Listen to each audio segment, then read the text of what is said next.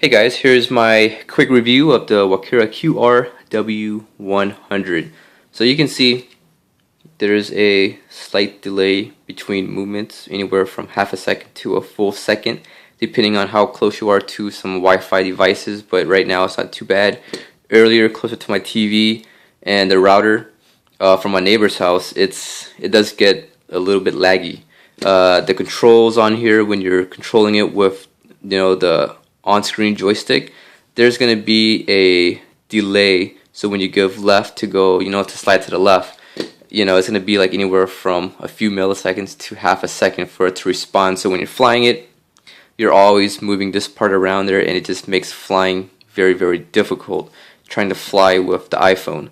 If you're trying to use the accelerometers on here, the built-in gyros on the iPhone or iPad, it's a cool thing to work, but it's still at the same time it's kind of hard to use because of that delay. I wish there was a feature like the AR drone where it knows its heading, so it doesn't matter which way it's facing. If you go forward, it's gonna go forward. But unfortunately, at the time, there's no feature on the firmware yet. But maybe in the future firmware updates that Walkera likes to do, you can actually update it, and it would be cool if they can have that built-in compass or something, or if there is a built-in compass. But if it's facing forward, you give forward side click, it's gonna go forward.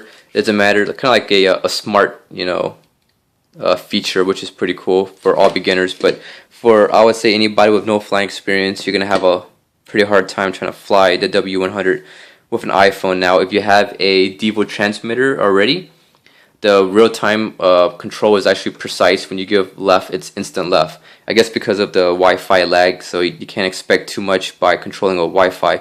Same thing with the AR drone. I believe there's a slight delay and lag, so that's just pretty much the norm by trying to control between and iPhone and smart devices with the actual product itself. Some pretty cool things. You can actually take a picture like so. You can record your video. You can view back with the folder right here and stuff like that. You can power. Not even sure what this little. Oh, this right here actually rotates the screen, so it doesn't automatically rotate unless you hit here if you want to hold your iPhone the other direction for any reason.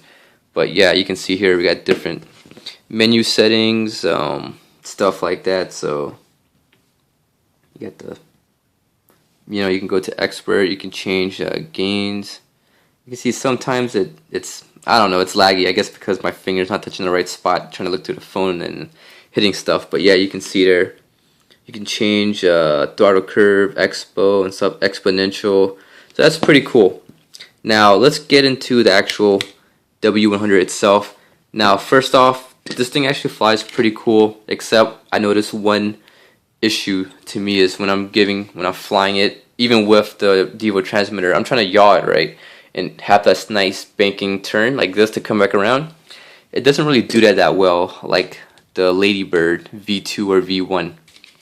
It goes and it's the rudder is like it feels too robotic where it locks in, so it's not very fluid. Maybe in the future firmware releases they'll have that issue fixed, but to me, for my style of flying, I like to just fly it around there, get those nice shots. But unfortunately, so far, I haven't been able to actually get those nice banking turns like I'm used to flying with my larger quads. See, next up, bottom here gets pretty warm because of the video transmitter and the Wi-Fi device right here. So unfortunately, another thing is the battery fits between the video transmitter and the receiver on top in the ESC, so it does get a little bit toasty inside because it's baking in between the two units. And when you're flying for the whole flight, when you pull the battery out, the battery gets pretty warm, about 100 or so degrees. So that's not too good for a LiPo battery, but I haven't flown it long enough to see if there's any bad side effects.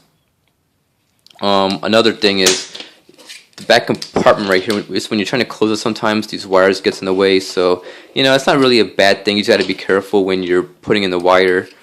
Make sure all the wires are inside before you close it, because you don't want to pinch a wire or anything like that.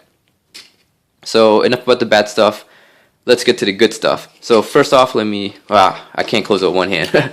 Good stuff. It has a very good quality camera. Unfortunately, the frame rate's a little slow. It's about 15, I would say 15 to 20 frames per second, so it's not 30 frames, so you have that choppiness as you're trying to move anything too fast. Oh, that thing came off. But yeah, next up is the modular design, which is a good feature. So if you ever crash, you can just hit this pin and the whole arm comes off. The QR W100 shares the same propellers as the original Ladybird, so you can get these props anywhere. The motors, I believe, they're from the Infra-X motors because they're a larger diameter than the original Ladybird. It's a lot heavier, unfortunately, but flight times are not too bad, about 4 or 5 minutes, which is pretty good for a quad this size and weight. Another good thing is you can view it back with your iPhone or control it with a Devo. The bad thing is you can't remove this joystick right here when you're trying to fly with the Devo and looking back on your iPhone. I'm pretty sure in the future Walkera is going to release a lot more updates where they'll have all of this fixed as more people get their hands on the actual product itself, because Walkera likes to hear feedbacks from people, I think.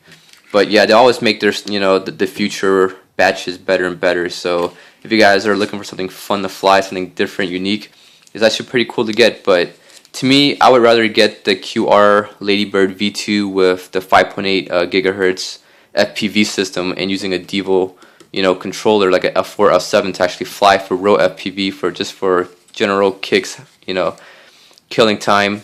The W100 works pretty good.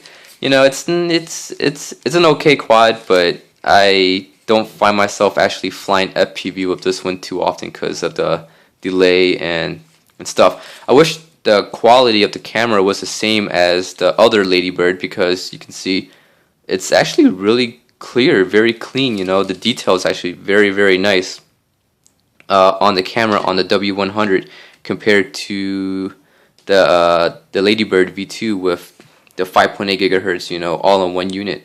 Yeah, that's pretty much my long, boring review. I'm pretty much repeating the same thing over and over. Nothing much to say about this W100 besides it's fun. But a lot of you guys who's flying FPV or who has flown a Ladybird before, you might be disappointed with the W100 just because it's not the easiest to fly, and if you're a beginner, you're gonna have a very, very tough time flying this one. And just the controls are okay with the delay in the iPhone. So yeah, I'm gonna end it right now before I talk any more bad stuff about this W100. So hope you guys enjoyed the review. Thanks for watching, guys.